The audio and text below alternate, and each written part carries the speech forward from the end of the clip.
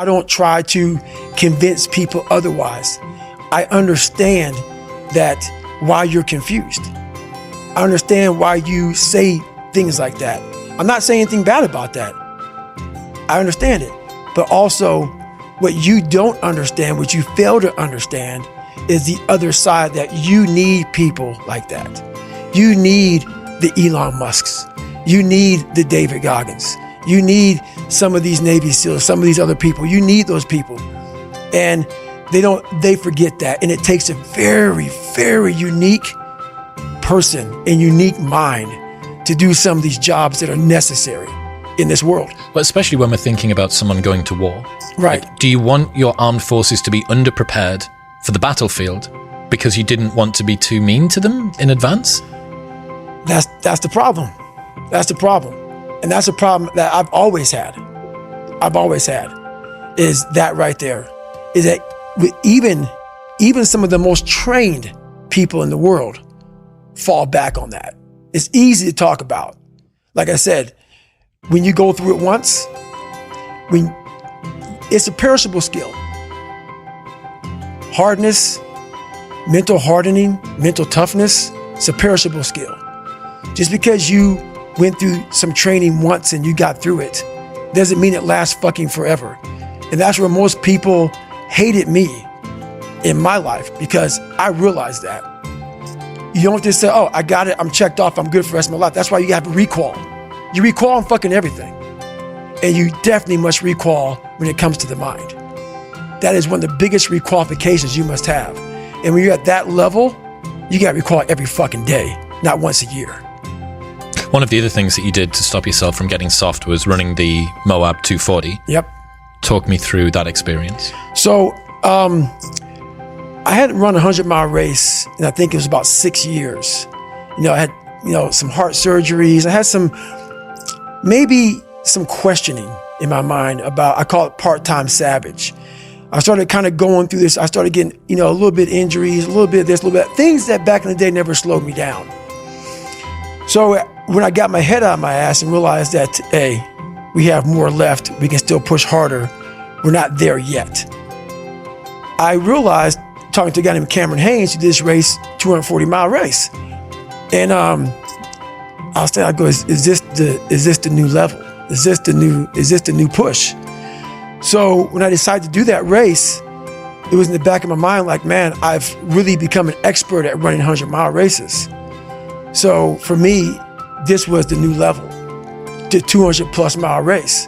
And what was so amazing about that, as you probably read in the book, I had a hard time the first time doing it. I came back and did better. But what's amazing about the human mind is that it becomes your new norm. Like to think that I can run 200 miles, 240 miles, and that becomes like running 50.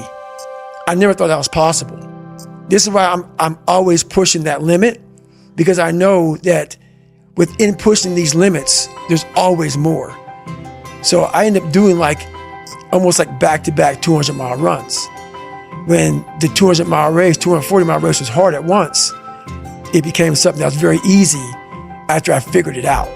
So that's why that happened. Well, you got lost on the first one. Oh, yeah.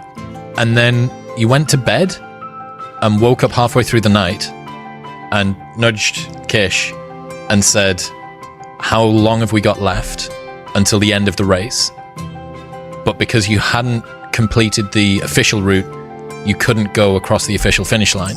Yeah. So you ring your race pacers, some of whom had gone home. Yep. What do you think? It's so 3 a.m. and you're ringing people saying, that race that we just finished because of health problems? Right. Can we go back and finish it? So the crazy thing about that, in that spot, so I got lost the first time. I got seriously sick, was off course. So basically, I bed down about 12 hours. Then I got back in the race. So I was still part of the official race now. Okay. So the first time I got lost, I got sick, got lost, got back in the race after 12 hours of being out of the race. So now I get to about 200 and some odd miles and I'm sick as hell. Can't breathe, high altitude pulmonary edema, totally jacked up.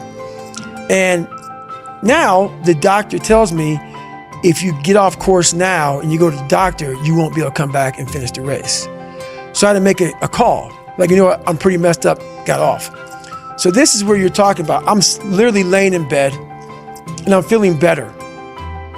And I thought, honestly, I swear to God, I thought that someone was speaking to me. I thought it was Jennifer. It was like, you're not done yet, motherfucker. And I'm like, what the fuck is this? It was actually probably my subconscious saying, get your ass back out there. So I wake Jennifer up. I'm like, hey, how much time do we have until the cutoff? I know that I'm already, DNF'd. So no matter what happens here, I'm not going to be an official finisher of this race. This isn't for glory. No. This is now for the fact that you can. So either you can sit here and not and think about that for a whole year until you come back here and do this, or you can go out there for yourself and take some kind of pride in knowing that you could and you did. So basically, I wake her up, how much time left? She goes something like, I don't know what it was, whatever. And half my crew had left, and there's 2 people there. I woke them up. They were getting ready to get on a plane. I said, look, can you guys help me out? I have 40 miles to go. I'm going to have Jennifer drop me back off at the spot where I left. Now I'm going to finish this fucking race. And I couldn't cross the finish line because I wasn't an official finisher.